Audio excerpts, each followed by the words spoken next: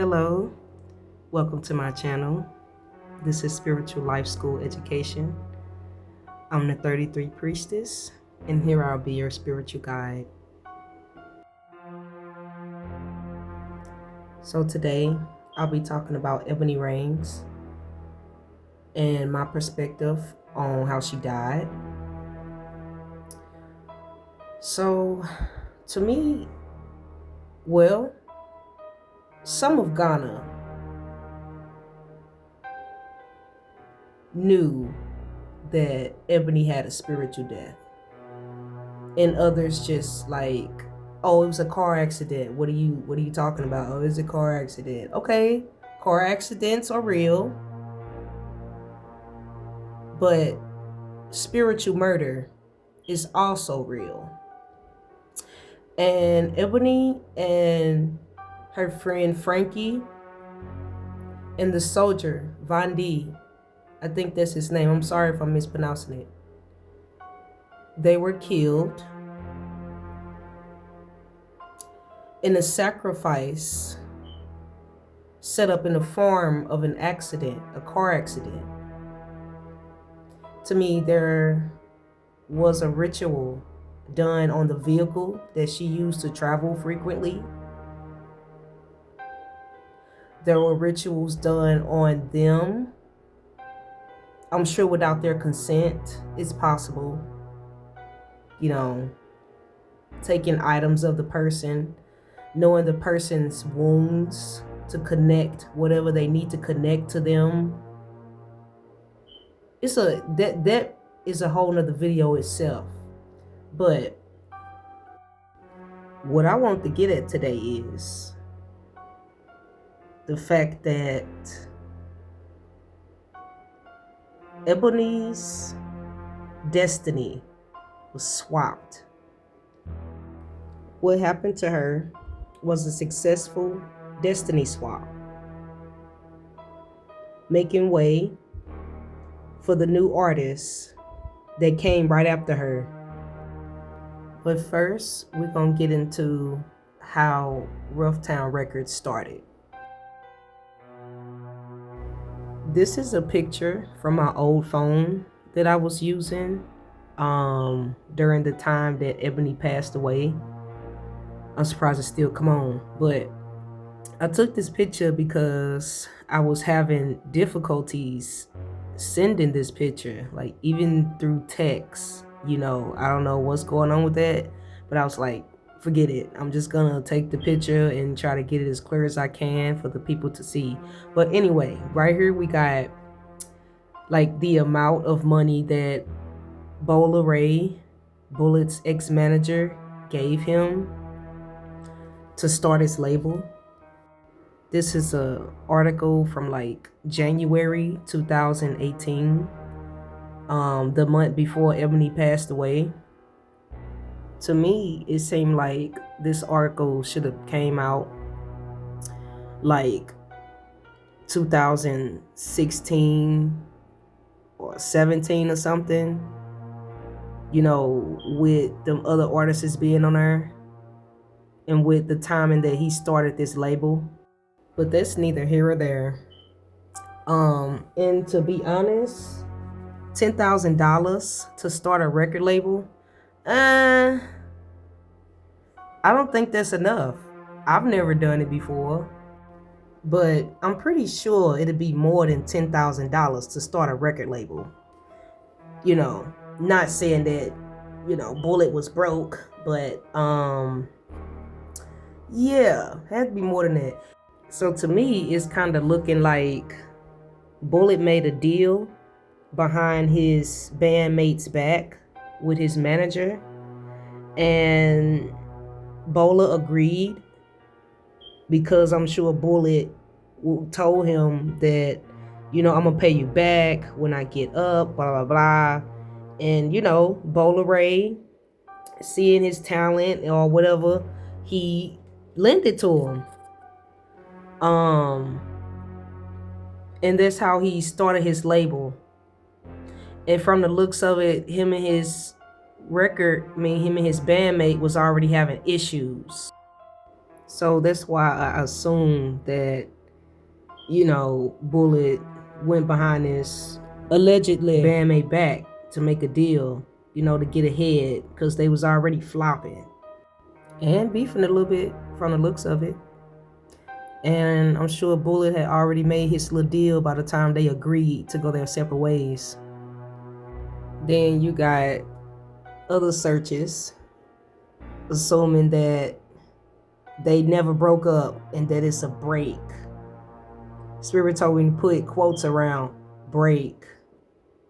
I haven't kept track on them, so I wouldn't know if they still releasing music after 2015 when he got his record label started or not. These two different questions I put in this search bar is an example of what my introduction was talking about finding different information when you type in certain things.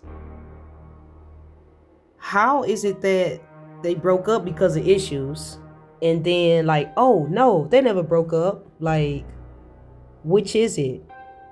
But anyway, Bullet borrowing money from Bola would make perfect sense, meaning that it would have to be paid back.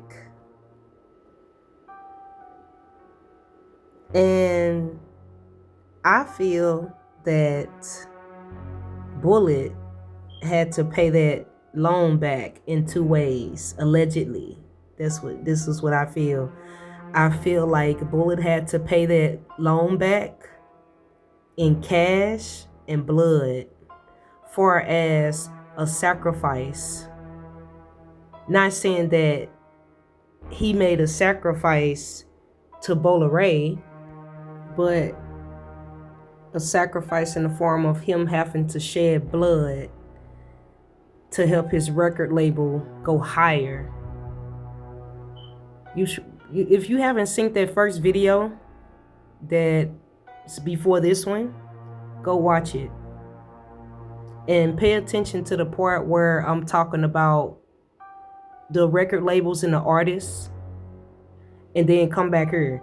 But it looks as if he had to, do that. And he used Ebony to do it, allegedly. She was his first signee on his record label, the most successful. So to me, those fake prophets were paid to fake like they predicted her death, so it could be like, oh, wow, because, they already making money in their little churches by scheming on their little own schemes already. But the fact that they was, allegedly, I feel like they was paid to predict this girl's death, to cover up a spiritual murder / industry sacrifice. And that's where I was coming from earlier about that destiny swap being successful. But we'll get into that later. But right quick, I need to come off of how he started this label and what I'm talking about right now. Freeze that.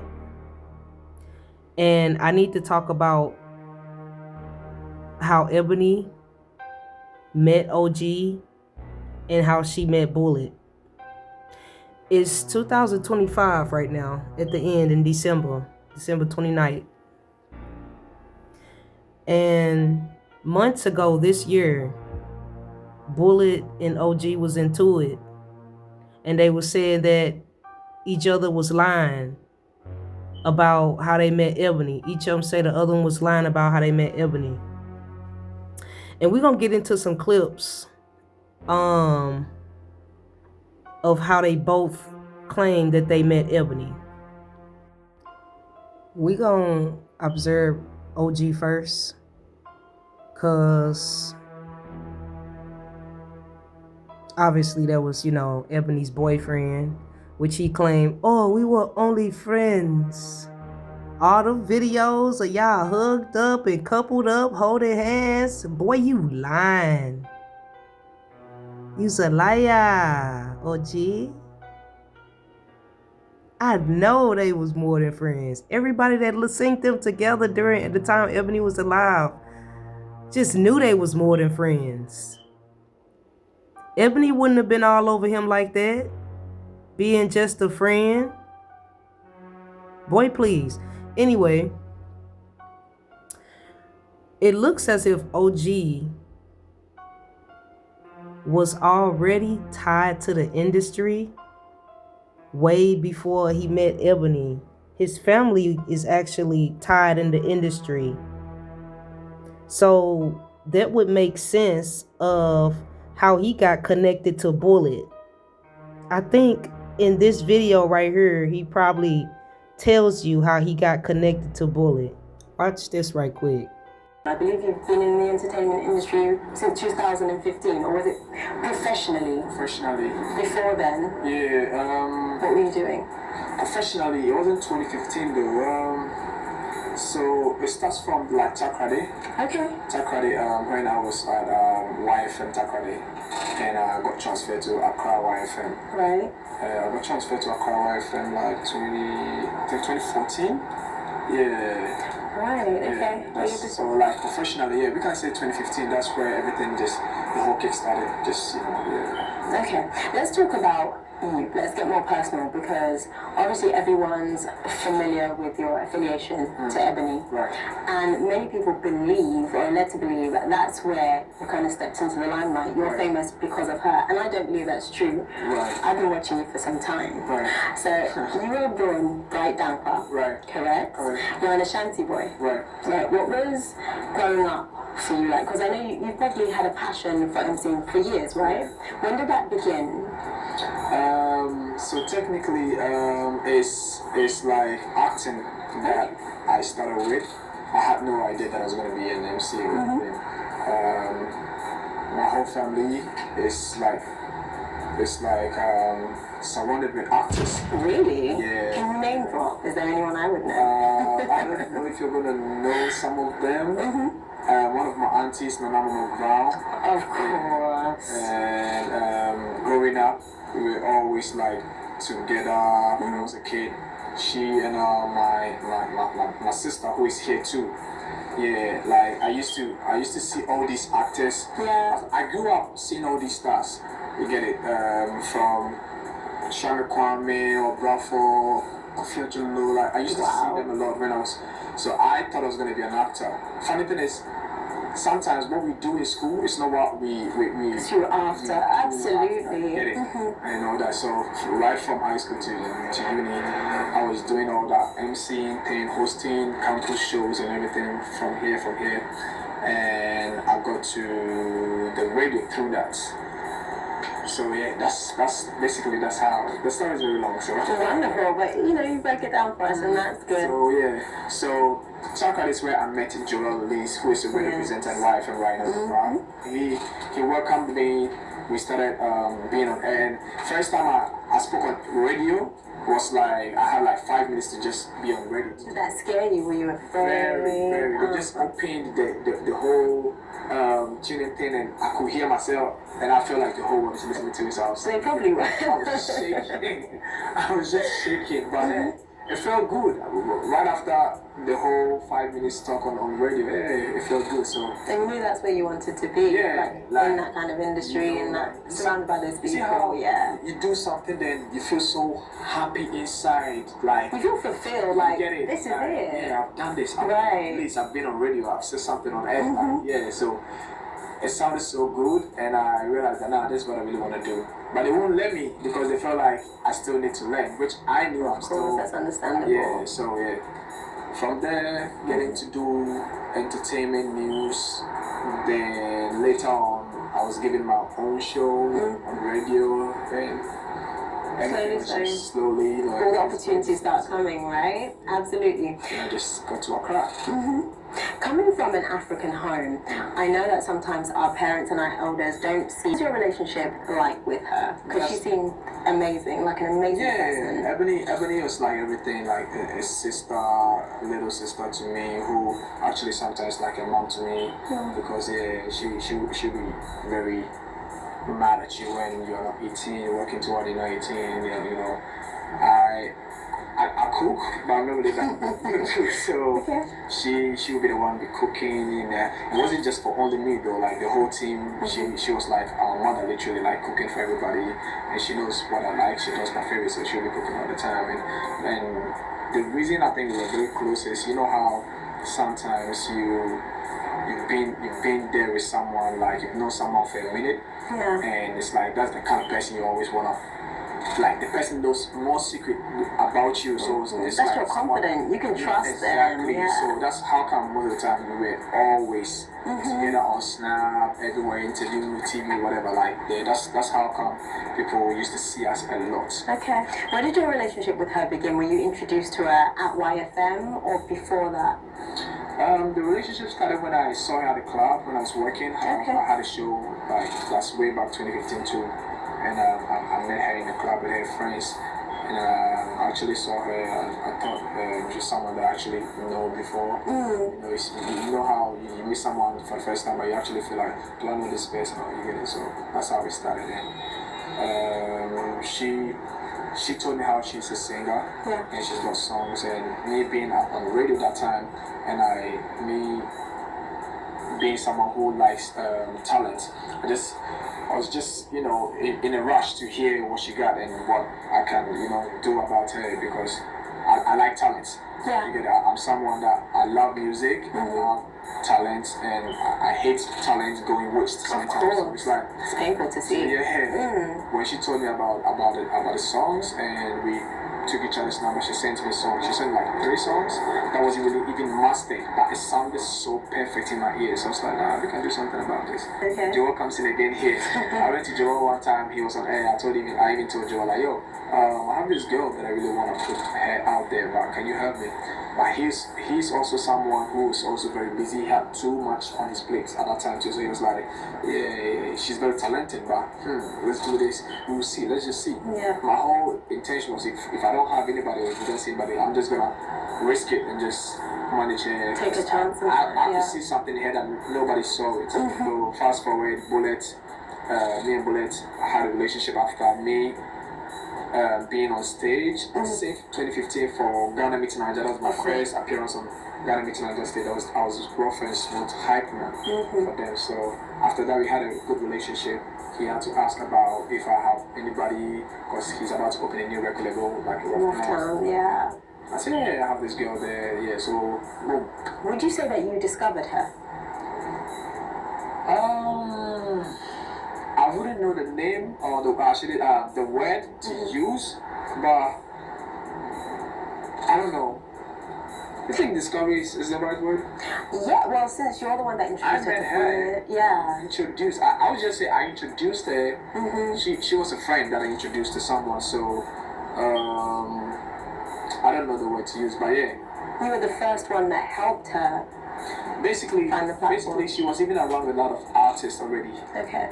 She used to be around the legend Rufftown a lot, and VVIP a lot. Yeah, but sometimes you can be with people, but that's not where your blessings gonna come from. True. So, yeah. True. How did you meet Ebony? God rest her soul.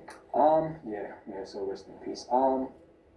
Me being in Bedouin at that night, you know, it's like one Saturday night, it was packed in the club, and VIP. It was Prodigal and I think Lazy. Yeah, they walked in, and I saw this dark-skinned girl with sparkly hair behind them holding CDs, like sharing their CDs, because they were doing like a promo. So that's all. I mean, I don't know if they still do it right now. I mean, yeah, people still do it. They came in the club, and they Prodigal has been my guy back in the time, like back in the day, because he comes to the club and they see what I do, and that's how come, you know. So he came to me and he was like, bro, you do announce this song where we get ready to come out. So say people will, I bet I got you.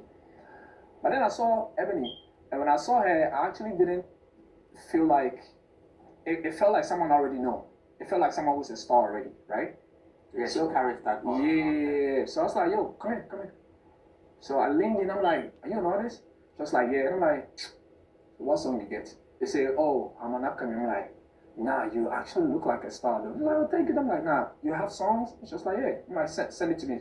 I have my radio show because I was doing my radio show that my man come on that time. They're like, I have this show. Legit. I have this show on radio that I feel like you go feel come do your thing. And it's just like, all right, I appreciate it. I'm like, cool. I get home around like 5 a.m. She sent me the song. She sent me like 3 songs. And I'm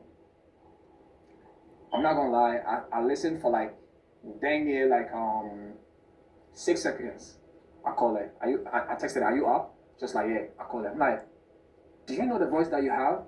Just like, oh yeah, kaka, you go so kaka. I'm like, nah, bro, do you have a manager? Everything was just moving fast around that conversation. I'm like, do you have a manager? She said, no. I'm like, no, I'm serious because I have a radio show. I can put you on. I can. So I even introduced her to Joelle. So now Joelle they always tell me, actually, you alone when you see what you see for that girl because me that girl, I don't go like I know they see anything. Or you alone when you see. Like I told you. So Luxio Beat, shouts Luxio Beat that time. Then I would take her go Luxio Beat in studio. We only both of us we only have like 10 CDs for one body. That's what we go use chop. Then also take ride and we will feed the studio the whole time, no food. But we know they care. Wow. We just did it. The last go buy food, the last go talk, say Charlie, make I buy something. Oh yeah, Charlie will come crowd to money, will come the way with the home. Buy, we share. Then so I used to like encourage you like Ebony be follow. Hey, be follow off then I will tell you. Which year was this? This was like 20 I discovered it 2015. So this was like early 2015. Okay. Yeah, 2015. Because I introduced her to Bled around ending 2015. Yeah. Actually, Why Bullet? okay, so he came in when the whole Bedouin matter thing. I host my shows, right? So they had like a financial someone who supports them financially. I can say that, yeah. And his name was Baron One. I don't know if you guys ever heard that name. Yeah. He was big around that time. Yeah. Counts Investor. Yeah. He be spraying money all the Yeah. time and he was going crazy. He supported the culture too, Charlie. Yeah. He actually did. So then they like Mama Tiny time they come behind they go no. So because you know how clubs is like if I feel like every MC if you relates to it, the person way or the bomber way go they give you money, but who you go they give him more shout out. Oh, no, I mean. Exactly. Yeah. Because so when he comes in and he's leaving, he sent people to call me, go to his car. Then they'll give you something. Yeah. Well, then he had me. I was like, oh nah, this guy I'm gonna mention him tire. This be the money you give me, yeah, you die. Yeah. So yeah, they like my matter. I got my number, and one time he just linked me up like, yo, they come do some house party. So we do a come around. I'm like, cool. So that's when he introduced me to Rufftown. Oh, okay. Because then he be in, then day back day, I say, my boys this, have you know them? So then Ghana meets Nigeria coming. That was like my first time I was gonna be a hype man for like artists on the big stage. They asked me, can you do it? We need a bit. I said, yes, I can do it. Yeah. They're like, we sure you been? I'm saying, bro, who are you talking to? That's me here. Okay, cool. So we did rehearsals and everything. And right after the rehearsals, we do the show. It was crazy. Like they loved it, and they were even talking about we go to tour around and everything because they enjoyed everything that we did. How I came in and all left in all that. So after everything, the blood was like, he's about to start a record label, and he specified like I need like a female to start my label. So I know so you know people you get your own show and things. So if I'm like bro, I've had this girl for like a year. I did look for somebody, so I know they go like this girl. So yeah, send me a song. I sent a song. Call me back, OG, before signing the girl. All right, cool. So I called her. I was like, oh, I also no feel. Sorry, I think I have a good news for you. Just like, sir. I saw him bullet from Rufftown. Yeah. Also, sign out. Oh, boy. She's so happy. She was, oh, I went about horses here. Yeah, come over. So when she came, we had a conversation, and she was so happy. I remember, like, she was so happy. Then, after that, but mind you, what people don't know is before I met Ebony, I already knew Stone.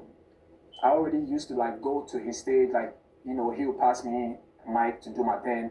But then I go, they come. If I go, sometimes I will go finish in show, then I go left. Then he will text me, oh bro, you know, wait, make I give you lawyer first. Oh bro, then I will go some club. Oh, no, yeah, you if anything, if I see you, I'll go double up for you. Then he's actually going to do it too when he see you the next time, you feel me? So then I day in between Stone and Ebony, they go. But in one thing I like about him is like he's actually selfless when it comes to like, you know, because when him say, this is what you're doing, you can do this, you just do that. Hold on right there. Let me just throw the viewers back to you. See the guy I see on screen right now, right? I mean, not me though. I mean, OG. Let me throw you back to when him and this one the joke. Sorry, the video's not too clear. Pardon us on the quality, but let me just throw us back for a second. We'll come back to this narrative. Check it out.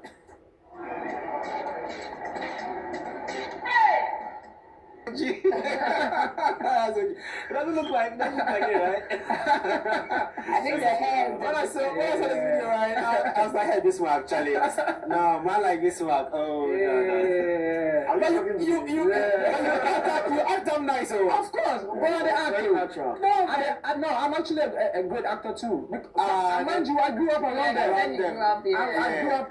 I don't movie set. So the first time I see him, I feel say it be like it happened where somebody just captured the moment. Exactly. So I was like, wait, what would you go chop with? Picked up from there. It picked up from there. So I give him. It's like I give him, and I was just because mind you, I was busy. I was all over the place. And one thing that I used to really think about is like, bro. Many time man home for na game is managing. Sika be also crying how managing. So I used to actually pray like I get someone who's actually gonna hold it down, you know, because there was a lot that I knew she can do. So when that call came, it was like a blessing, and she was very, very, very, very, very grateful. A question that I have lived with for my entire life, and I can still keep answering till today, is what was the relationship between you and your host? He tells all the time. What was the relationship between you and Ebony? She was literally just my friend, you know. People thought you were dating. I know. And didn't you date? We saw it. We never did. Why didn't you date her? I feel like if we date, like you go fuck up that. I'm sorry. No, pardon me. We understand. You mess up the whole relationship. Yeah, and one thing that people actually don't know about me is I grew up with like 6 girls in my house. Until when it comes to me and women relationship, like, I have a lot of female, like pretty beautiful women that are just my friends. Let me fast forward the story till that unfortunate, was it a Saturday night? No, it was a weekday, Wednesday or something. It was on 8th of February. Were you, she passed. Yeah. Were you supposed to be on that trip? What's crazy is, so, the car that she drove with, I had the keys, right? So, a day before she left, she had, you know, cooked. I love her cooking too. So anytime she goes, she won't bribe me. Yeah, Jollof, she will take bribe me when she wants something. And because I started with her, I was like one of the people like she actually trusts and tell everything. So there be plenty of things that I know that people actually still don't know that I'm keeping it because once it's a secret, it's precious. Yeah. So she used to actually tell me a lot, whatever she's going through. And mind you, she was just a kid. Like the whole stardom thing, it was a lot to her at a point. So she started getting used to it. You get it. So she had asked me to come over. She's gonna cook and it's a lot. So like I just come like cook when I'm done with everything, I'll just go. But that day, she don't worry me like how she worried me. She worried me like that. That day she worried me. Actually, no, what the pound? Like why do you want? So only to find out say no person bribing me the car key, you know, right? So Kofi, can I have the car key? I'm like, where you going? So me and my girls want to just go day somewhere, chill. Okay, but can I drive you? It's just like, oh no. I say girls, I did. I was thinking about it. Alright, cool, I'll see. Oh no, Kofi, serious, so you drop it for me. I'll see, don't worry. So I don't even finish the chop the food. Because then, you know, we're having a conversation, next songs, upcoming songs that it was, you know, being done already that we were listening. So I'm like, alright, cool, I'll drop it for you. So I dropped the car, picked it over, went home. Hours later, someone texts me for Snap. You guys get show for Kumasi for Snapchat, random person. I'm like, nah, because the only show that we had was we were supposed to leave the country, like we were just gonna think like Yeah, two I years remember before. you had mentioned you guys were And that was traveling. going to be like her first time that she was going to leave the country. There was a tour coming up or something. Yeah, she never left the country. So that was going to be her first time. So then she was like, I dropped the key for her, and the person told me, say, because I'm like, I'm looking at this show for Kumasi. Oh, because I see Ebony in my race. So I jumped on the phone real quick. I'm like, yo, what's up? Why you there, Kumasi? Oh, if like I tell you, I'll be like, you know, make her go, or you know, come with me. I'm like, but why you Kumasi? Oh, Kofi, I sent a child, I make quick, come see me too quiet. I'm like, wow, alright, cool. Would you have made her go if? Oh, she knew I wasn't gonna, cause she listened to me. One thing about her is like, she actually listens to me, like, so, and she knew if I say no, she wasn't gonna, not like in a false way, but she know how I'll just talk to her. It was like a big respect that she's got for me, so she was never gonna leave if I had Are you to say. ever down knowing that maybe if you had probed further or had kept that key, life would have been different today? I mean, we never know, but then again too, it was like a moment that it was never my car in the first place. It's a car that you did for like anytime she wanna go somewhere. So it wasn't like I have the power to just seize the car and not let you go nowhere. You feel me? So it was like, but I do be thinking about that a lot. I went through so much that Imagine. yeah, I was going crazy, bro. Like it's like my first time that I actually lost someone who's very close to me. My apartment. How did you hear the news? And not to open any wounds, but yeah, now we can actually talk about it. It's fine. Before I wouldn't be for now. I can. It was like 3 a.m. I had two phones at that time. So the one that the day public, everybody know. I had a first call. I was sleeping like 3 a.m. Pick the call now. Oh, G, wait. I'm hearing people at the back saying, hey, what pick it? I'm like, what's going on? I'm like, who's this? We okay. I'm like, who's this? So the person was saying to whoever at the back, oh, we okay. One could be. Call dropped. oh, I'm like, they thought you were in the car. yeah. I'm like, that's weird. I'm trying to go back to sleep again. Another call came. OG. I'm like, and it's random numbers. I don't even have these numbers saved on my phone. So I'm like, who this? So the last person that actually called to break the news was DJ Mensa. I saw Mensa call. I'm like, Mensa, they come around at this time. Hey, Sometimes. I picked up. Mensa, how far? OG, where you did? Like, I did house. House for where? I'm like, Accra. It was like, the silence we happened so long they on the phone. Bro, we are on. I'm like, Mensa, what's up? Hey, Charlie OG. So you people, you do, you know, if you hold on to this girl. I'm like, what are you talking about? Oh, Charlie, you don't see the news. I'm like, bro, it's 3 a.m. Where are they going to see news? Where are the bed where you call me, sir? So Charlie, bro, I'm sorry, say me, I can't break this news to you, but something terrible happened. I'm like, to who? Say something terrible. I'm like, okay, but to who? It's hard for him to talk, man. He was on the phone not saying anything. I'm like, bro, to who? Say, Ebony get accidental. I'm like, hold on. So, and crazy experience that I didn't even know what happened is like, so at the bed, I'm getting up to listen to her. I just dropped on the floor. Like my legs was just loose. Like there's no, it's like boneless. I don't know what's going. I felt like something was happening to me. So I just sat down to just chill for like 10 minutes before I was able to get up again. But the whole time I'm shaking. Mind you, before the call came, I had a dream that we were going to London.